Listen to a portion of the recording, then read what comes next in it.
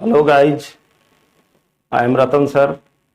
Welcome all of you to my video channel Ratan sir grammar. अभी मैं आपको kinds of parts of speech की चर्चा करूंगा। इससे पहले वाले वीडियो में मैंने 8 पार्ट्स ऑफ स्पीच के प्रकारों में से 4 को डिस्कस कर दिया था। अब जो चूंकि वीडियो लंबा होने की वजह से मैंने 4 को अगले वीडियो में स्थान दिया, जो मैं अब डिस्कस करने जा रहा हूं। और बचा हुआ जो ये 4 है उसमें से पहला मतलब पार्ट्स ऑफ स्पीच का 5वां वो होता है एडवर्ब। इसमें वर्ब भी है, इसको हिंदी में क्रिया विशेषण कहते हैं। हिंदी में जिसको क्रिया विशेषण कहते हैं लगभग उसी तरह का इंग्लिश वाला एडवर्ब भी होता है। थोड़ा सा डिफरेंस है दोनों में। हिंदी में क्रिया की विशेषता बताने वाले शब्द को क्रिया विशेषण कहते हैं, बट इंग्लिश में थोड़ा इससे ज्यादा है। तो इंग्लिश की इसकी परिभाषा होती है वर्ब,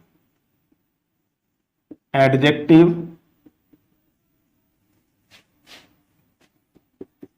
तथा अन्य एडवर्ब की विशेषता बताने वाले वर्ड को एडवर्ब कहते हैं।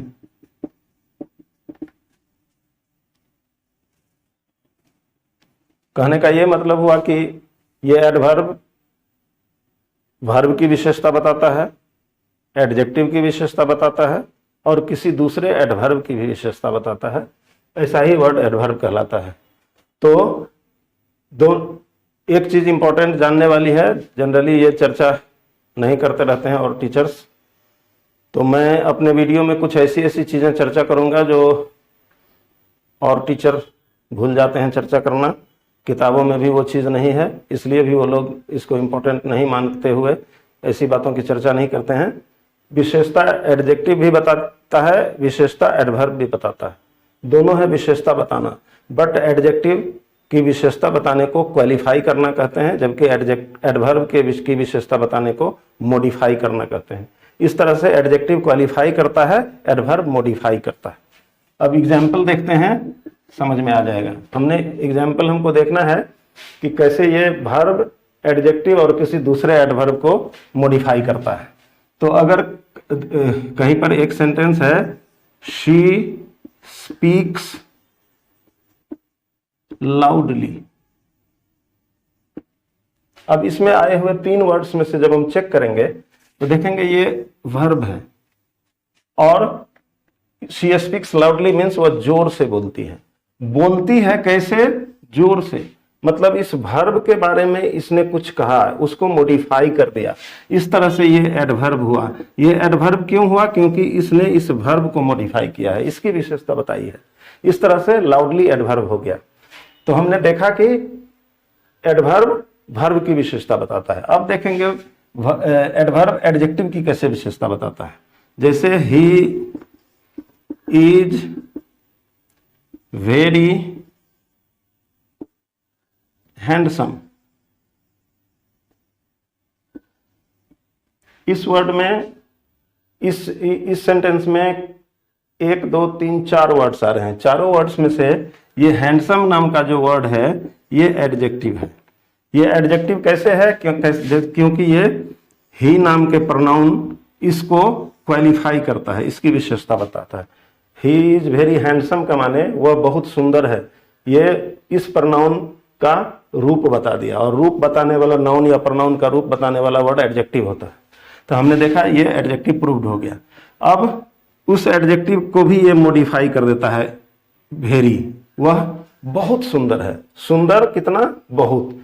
तो इस तरह से ये एडवर्ब हो गया। एडवर्ब क्यों हुआ? क्योंकि इसने इस एडजेक्टिव को मॉडिफाई कर दिया। तो हमने देखा कि एडवर्ब वर्ब को मॉडिफाई करता है, एडवर्ब एडजेक्टिव को मॉडिफाई करता है। अब हम देखेंगे कि ये किसी दूसरे एडवर्ब को कैसे मॉडिफाई करता है। तो जैसे हमने ये सेंटेंस लिया था, शी स्पीक्स, अगर इसी में कर दें वेरी लाउडली। तो ये लाउडली तो पहले से पता है, ये एडवर्ब है, और इसका माने है वो बहुत जोर से बोलती है। जोर से कितना? बहुत। तो इसने क्या किया? तो इस एडवर्ब को मॉडिफाई कर दिया। इस तरह से ये एडवर्ब हो गया। तो हमने क्या देखा कि एडवर्ब वर्ब को, एडजेक्टिव को और किसी और एडवर्ब को भी मॉडिफाई करता है। इस तरह से हमने अभी एडवर्ब को जान लिया।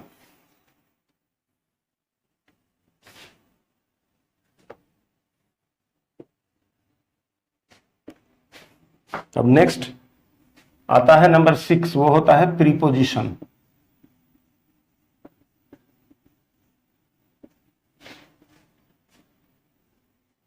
प्रीपोजिशन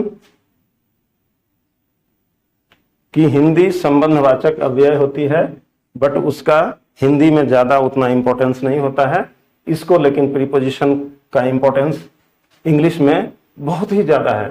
कोई भी परीक्षा होती है, कोई टेस्ट हो, प्रीपोजिशन से एक ना एक क्वेश्चन आना ही आना है। तो जैसे इसके नाम से पता चलता है, प्रीपोजिशन, पहले, पोजीशन माने स्थान। तो इसकी परिभाषा इसी के नाम से निकली हुई है कि नाउन या प्रनाउन के पहले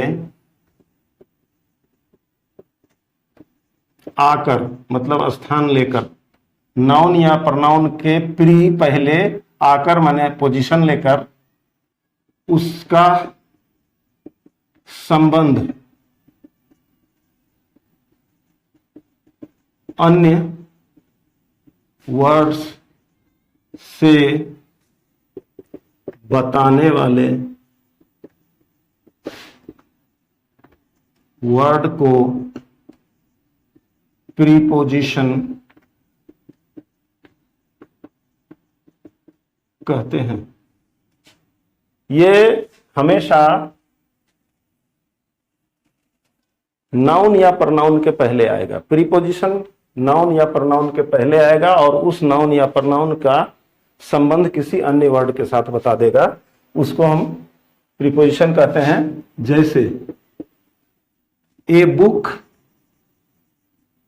on the table,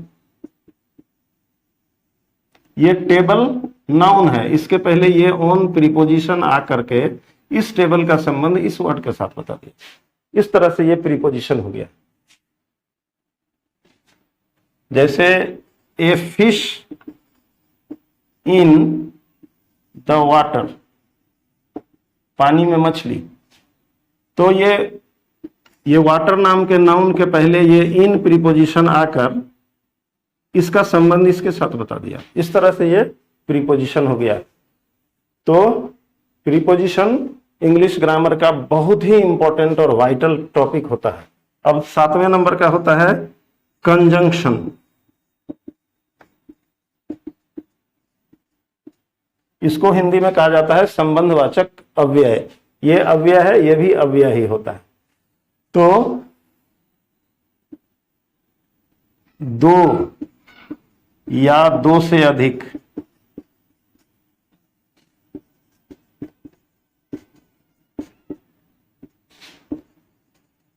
words, phrases, clauses अथवा सेंटेंसेज को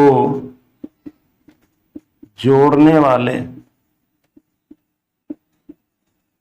वर्ड को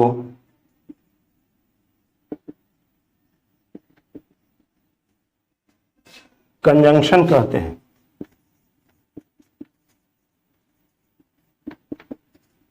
ये जोड़ने वाला वर्ड होता है। ये जैसे जंक्शन होता है, जंक्शन पर एक से अधिक दिशाओं से आने वाली गाड़ियों को जोड़ के कहीं और ले जाया जाता है, उसी तरह से कंजंक्शन पे दो या दो से अधिक वर्ड्स, फ्रेजेज, क्लाउजेज अथवा सेंटेंसेस को जोड़ा जाता है और उस सेंटेंस को कंप्लीट किया जाता है। एग्जाम्पल,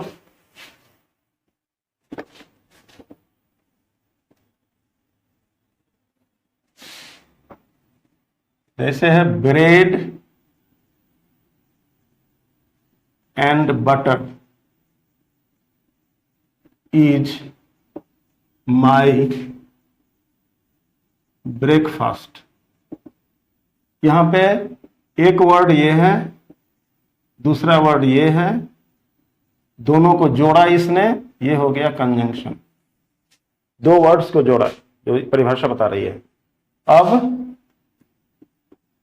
व्हाट टू डू और what not to do is undecided.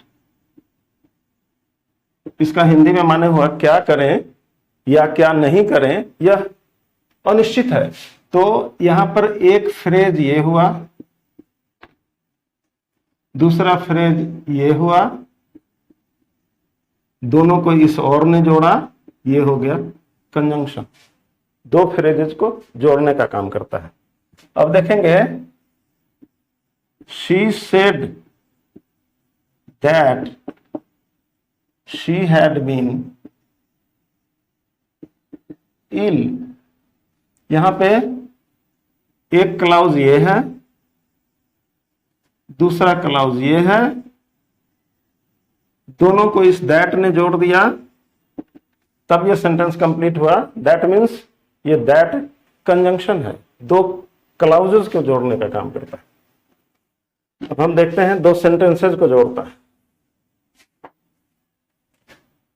She was cooking but her daughter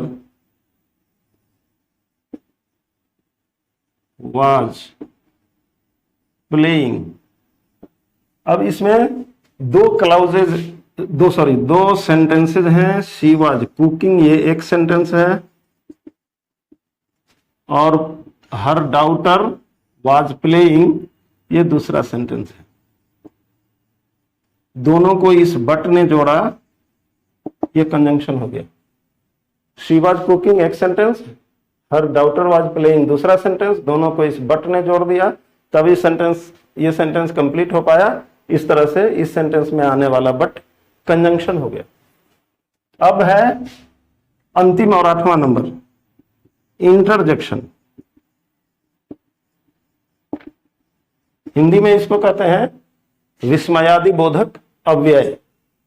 तो ये मन के भावों को, मतलब feelings of the mind, feelings of our mind, हमारे मन में जो भावनाएं उठती हैं। तो हमारे मन में भावनाएं क्या क्या उठती हैं? हमारे मन में जॉय आता है, खुशी होती है, सोरो, हमें सरप्राइज हो सकता है, हमें फियर डर हो सकता है, हम किसी की प्रशंसा कर सकते हैं।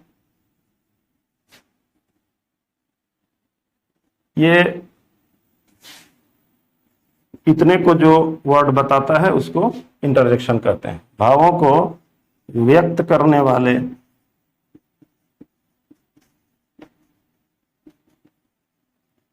वर्ड को कंजंक्शन कहते हैं।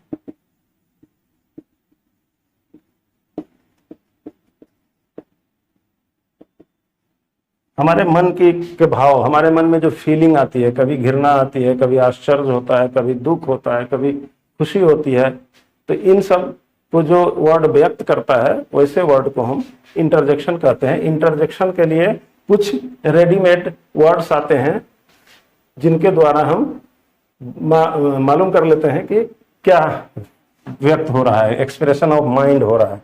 तो जैसे है एलास,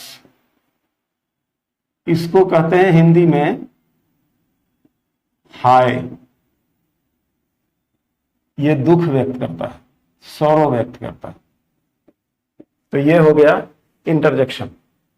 जैसे है हुर्रा, इसका माने होता है वाह। ये जॉय व्यक्त करता है। तो ये हो गया इंटरजेक्शन। जैसे है ब्रेवो, इसको कहते हैं बहुत खूब, नहीं सॉरी, शाबाश, ये एप्लाउज हो गया। किसी को हम किसी की प्रशंसा करते हैं।